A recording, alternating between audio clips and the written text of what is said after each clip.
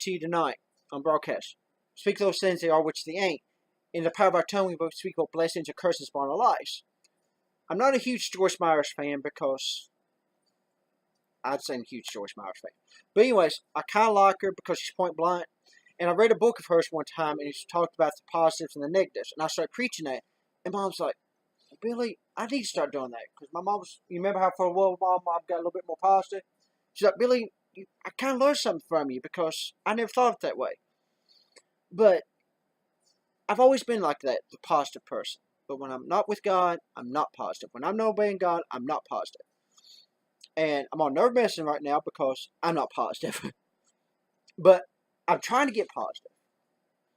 And with Chris, there's been a lot of doubt. A lot of doubt, okay? Like I said, love you to death. But I have heard this so many times, just like Osi. And that's why sometimes she gets frustrated with you. More than I get frustrated with you.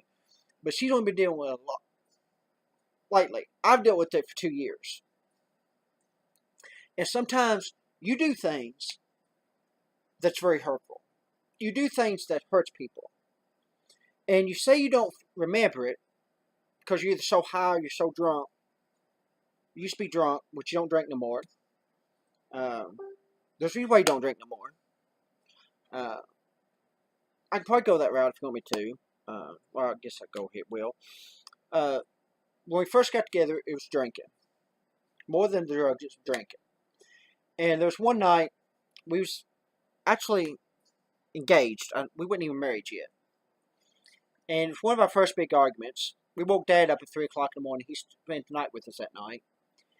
And he was raising all kinds of nightmarish things. And woke Dad up. He started screaming. It's like, Chris, you ain't never going to drink again. And it's the last time you drank. Because you didn't want Daddy mad at you. Because you realize that when Dad gets mad at you, he's sometimes worse than Billy. Because Billy sometimes keeps his mouth shut. Because Billy don't want to hurt your feelings. But Dad had a point-blank conversation with you and said, Chris, I'm going to see to it that you don't drink no more. And you quit drinking because you realize what it done. And the impact it made on people's lives. And I'm proud of that. I'm honestly, God, proud of that you don't drink. I'm the one that's, every once in a while, I might drink a little bit of wine coolers. I don't like beer. I don't do that. Every once in a while, I do like a little bit of something, but I don't do it a lot. Very seldom I ever get drunk. Have been drunk, but very seldom do I ever get drunk. And I never drank until after my mom died, because it kind of eased the pain a little bit after my mom died. And I'm being point blankly honest with everybody here tonight, because this will be on YouTube. This ain't on Blog Talk Radio, so more people will hear this than on Blog Talk Radio, most likely, because it's 5 o'clock in the morning. Who's really up 5 o'clock in the morning, Blog Talk Radio, anyways. But, anyways, being point bluntly honest. I like to drink. Don't do it often, but every once in a while I do. But Chris won't even drink anymore. Because he says he don't want to turn into that person. And that to me kind of gives me a positive theory too. As I look at it. You know, finally Chris may get to the realization, after all these videos are posted, and that's another reason why I think God spoke to me tonight about the videos, is because it's kind of an intervention type thing. I was posting at first because I just want to get his attention. It's called a challenge. But then as I started posting videos, I was like, instead of thinking of it as a challenge, think of it as an intervention. As family and friends begin to post, think of an intervention. Because Chris will see the impact that he's made upon each and every person's life. Chris made a great impact on my life. Chris made positive impacts on my life, and Chris made negative impacts on my life. But the negative and the positive, it's just like I preached all my entire life at too. Since I was 20 years old, I'm 40. I've been preaching off and on since I was 20.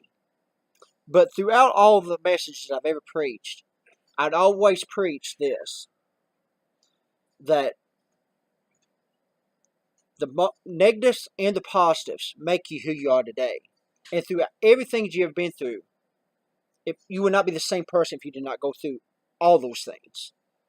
So I'm stronger for going through those things. I'm stronger for going through even the nerve medicine I'm on. Never took pills in my life when I was 16. When I was 16, they put me on patch up, made me forget a year of my life, so I didn't want nothing else. And I blame my dad for that. That's one reason why I hate my dad. Or I did hate my dad. I'm trying to get over that. But a lot of people don't understand that. But I blame him because I was going through everything in my life. I was going to church. I was trying to seek the Holy Ghost. He'd come home, saw a bunch of fight with me, get right in my face, do whatever he wanted to do, and say if I didn't take it, I wasn't a Christian. So I went through a lot of things with my dad. And when I finally got down and got on Paxil, it made me forget a year of my life. And that's just why I never wanted to take anything. I quit everything cold turkey. Didn't take no pills.